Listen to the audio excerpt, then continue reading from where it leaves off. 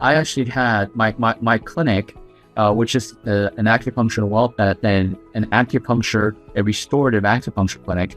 We used to have a medical team that did these injections in the knees, right? And they were based off the Rooster's comb. They weren't restorative. I thought they were restorative, right? But they weren't. And so what would happen is we had to do like these injections, and it would create space in between the knees. And that would allow people to go play tennis, play golf, play basketball, run and stuff, right? But the problem is it would only last maybe 6 months, maybe 2 years. The person that got the best results was 2 years, and they would have to come back and redo it again. But the next time they did those injections, right, the relief lasted less and less and less.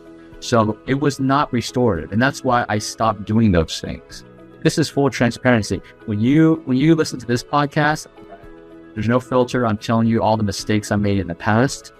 It's all transparent.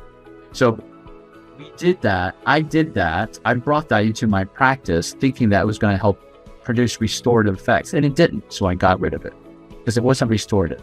It was just a replacement, right? I'm not saying those things are bad. I'm just saying our focus for our clinic was restorative.